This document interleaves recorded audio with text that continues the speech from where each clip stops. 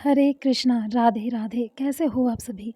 आशा करती हूँ आप सभी परम मंगलमय होंगे, स्वस्थ होंगे, ठाकुर जी की भक्ति में और अग्रसर हो रहे होंगे और प्रभु का आशीर्वाद और कृपा प्राप्त कर रहे होंगे। प्यारे भक्तों, हम सभी भक्तों की एक ही इच्छा होती है कि किसी तरह से हम प्रभु को मना लें, प्रभु रिझ जाएँ हमसे, बस यही हम चाहते हैं। आज की इस वीडियो में कुछ इसी तरह की चर्चा करेंगे। वीडियो शुरू करने से पहले आप सभी से विनम्र निवेदन है कि यदि आप चैनल पर नए हैं तो चैनल को सब्सक्राइब ज़रूर कर लीजिएगा। साथ ही बेल आइकन को भी प्रेस कर दीजिएगा, जिससे आगे आने वाली वीडियो की जानकारी सबसे पहले आप तक पहुंचे। और अगर वीडियो अच्छी लगे तो प्लीज़ लाइक भी कर दीजिएगा। कमेंट सेक्शन में राधे राधे या जय श्री कृष्णा ज़रूर लिखिएगा। मैं जानना चाहती हूँ कि मेरे व्यूवर्स में कितने लोग राधे राधे जपते हैं और कितने लोग जय श्री कृष्णा का जाप करते हैं। चलिए कथा शुरू करते हैं। ये तो था मजाक। आप किसी भी रूप में प्रभु का नाम लीजिए, प्रभु तक पहुंच ही जाता है। छोटी सी एक ठिठोली थी आप सभी के साथ, लेकिन कमेंट सेक्शन में ज़रूर लिखिएगा किस नाम से आप प्रभु को भजते हैं।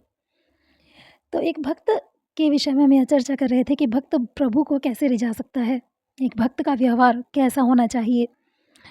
भगवान की पूजा निस्वार्थ भाव से करनी चाहिए और जो भी जीवन में मिलता है उसे भगवान की कृपा मानकर संतुष्ट रहना चाहिए।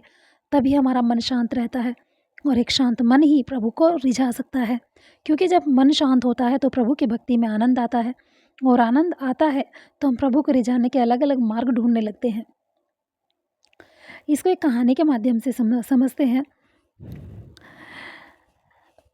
प्यारे भक्तों, पूजा पाठ करते समय हमें भगवान के सामने किसी तरह की शर्त नहीं रखनी चाहिए। निस्वार्थ भाव से की गई पूजा ही श्रेष्ठ मानी जाती है।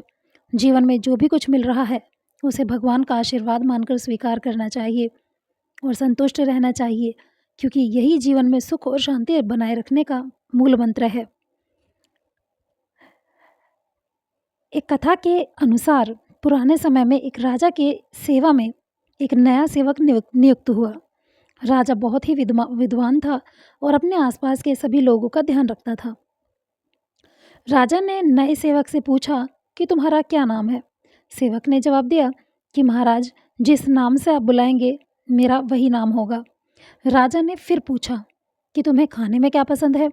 सेवक बोला कि राजन, जो आप कुछ भी खाने के लिए देंगे वही मैं खुशी खुशी खा लूँगा। राजा ये जवाब सुनकर बड़ा हैरान हुआ। उसने फिर पूछा, तुम्हें किस तरह के वस्त्र पहनना पसंद है। सेवक ने कहा कि महाराज, आप जो भी वस्त्र मुझे देंगे मैं खुशी खुशी धारण कर लूँगा।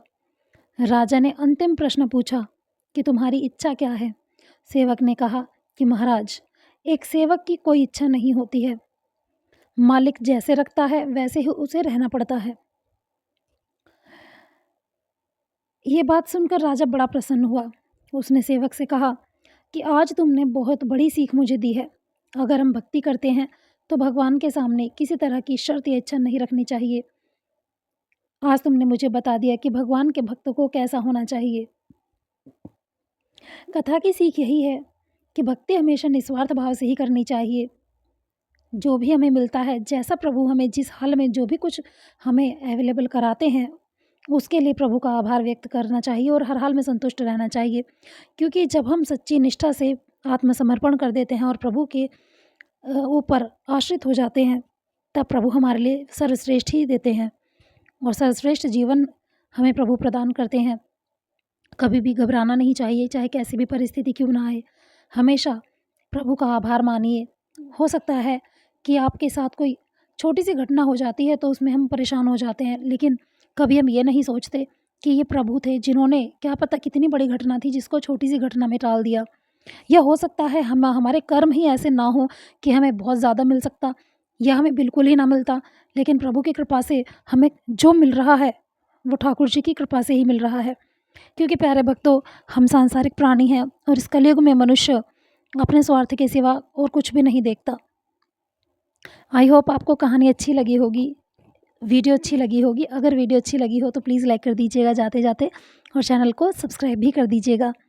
मिलेंगे नेक्स्ट वीडियो में एक नए विषय पर चर्चा के साथ, प्रभु की किसी अन्य कथा के साथ।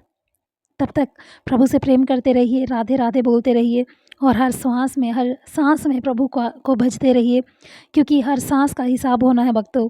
और एक भी सांस यदि खाली गई तो उसका हिसाब देना मुश्किल हो जाएगा। तो मिलते हैं नेक्स्ट वीडियो में, तब तक बाय बाय, हरे कृष्णा, राधे राधे।